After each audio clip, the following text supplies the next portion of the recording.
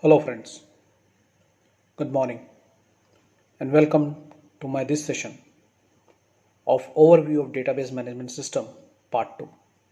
I am Dr. J. Durga Prasad Rao, Chairman Board of Studies Computer Science, Himchand Yadav, Durg University, and also Additional Director and HOD Computer Science, Shri Shankaracharya Mahavidyalaya, Junwane Bhilai. I would be taking this topic which will be useful for MSc Computer Science second semester, PGDCA second semester, BCA second year, BSc third year. This comes under the subject RDBMS, that is Relational Database Management System, SQL programming with Oracle. The topic which I will be covering includes data independence, logical independence, physical independence. So let's move on.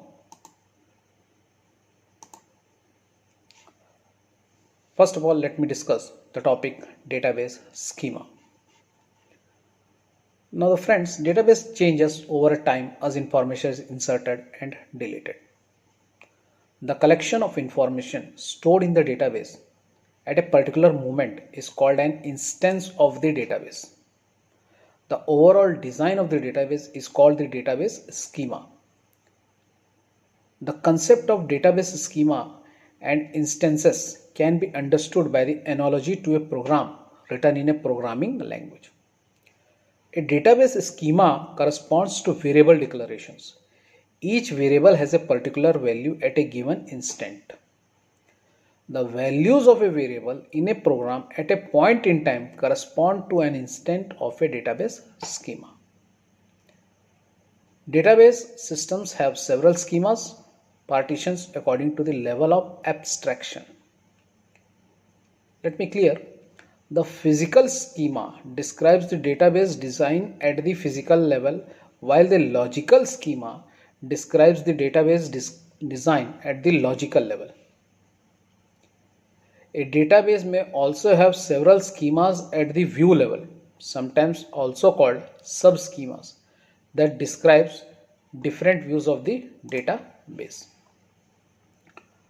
Of this, the logical schema is far the most important in terms of its effect on the application programs, since programmers construct applications by using the logical schema.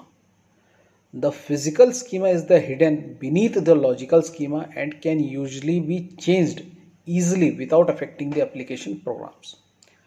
Application programs are said to be exhibit physical data independence if they do not depend on the physical schema and thus need not to be rewritten if the physical schema changes. So next we move to the slide. Database schema versus database state.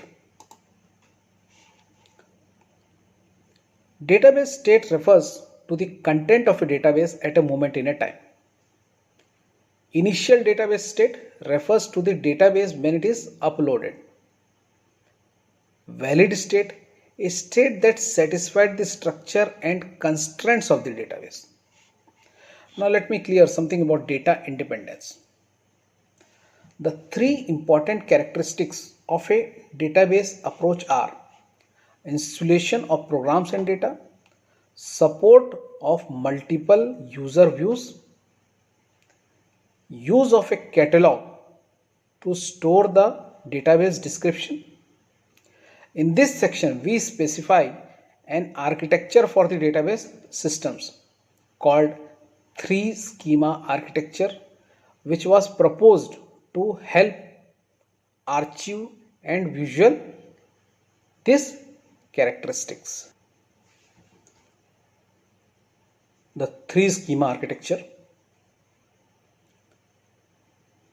In this architecture, schemas can be defined at three levels. Let us first see the diagram.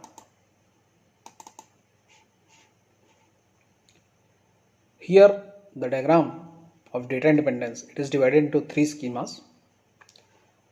They are as follows. The internal level has an internal schema which describes the physical storage structure of the database. The internal schema uses a physical data model and describes the complete details of the data storage and access paths for those database.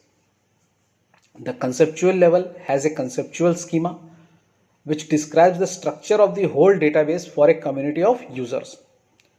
The conceptual schema hides the details of physical storage structures and concentrates on the describing entities, data types, relationship structures, user operations, relationship and constraints. A high level data model for an implementation data model can be used at this level. The external or view level includes a number of external schemas or user views.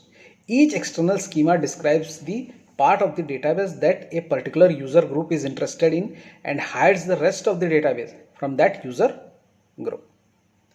A high-level data model or an implementation data model can be used at this level.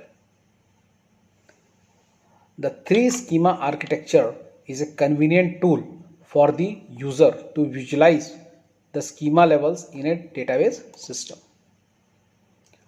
Now let us discuss about this schema structure has already been discussed, and now let us discuss about database independence.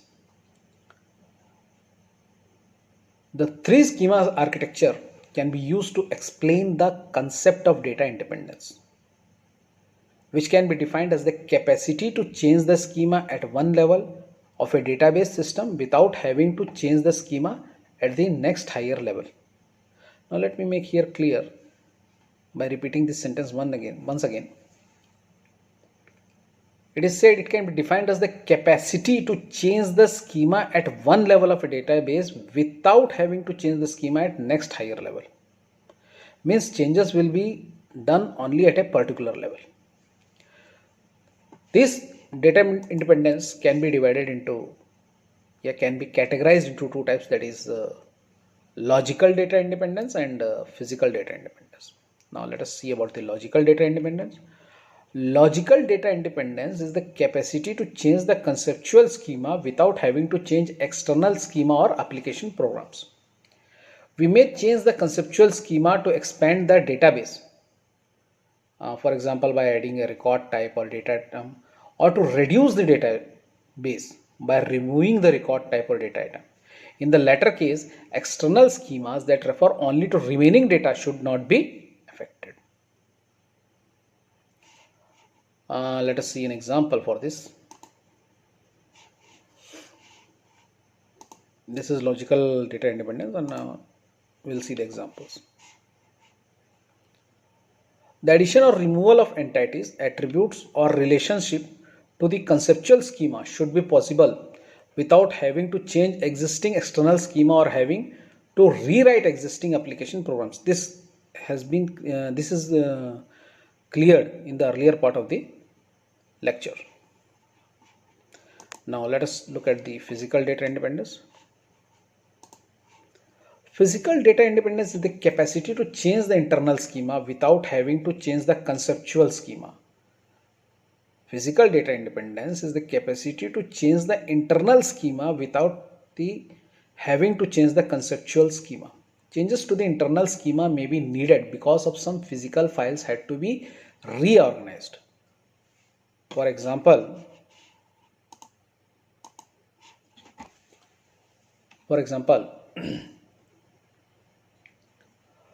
by creating additional access structures to improve the performance or retrieval or update. If the same data as before remains in the database, we should not change the conceptual schema. And let us finally summarize. The three schema architecture can make it easier to achieve true data independence both at physical and logical level. However, the two levels of mappings create an overhead during compilation or execution of a query or program, leading to inefficiencies in the DBMS. Let us conclude about logical data independence, the capacity to change the conceptual schema without having to change the external schema and their application programs. Whereas physical data independence is the capacity to change the internal schema without having to change the conceptual schema. These were the references which I have used. Database system concept by Abraham Skilberth and S. Sudarshan. Database management system by Raghu Ramkrishnan. An introduction to database system by Bipin Desai. Principles of database system by J.D. Ullman. Fundamentals of database system by R. Elmsary and S. Nawathe. Foundation of database by Serge Abitbol and Victor Viano. Database Management System by John Garg and Raghu Ramkrishna. Database Management System by P.S. Gill. Database Systems, a Practical Approach to Design, Implementation and Management by Conley. Introduction to Database Management System by Kahate.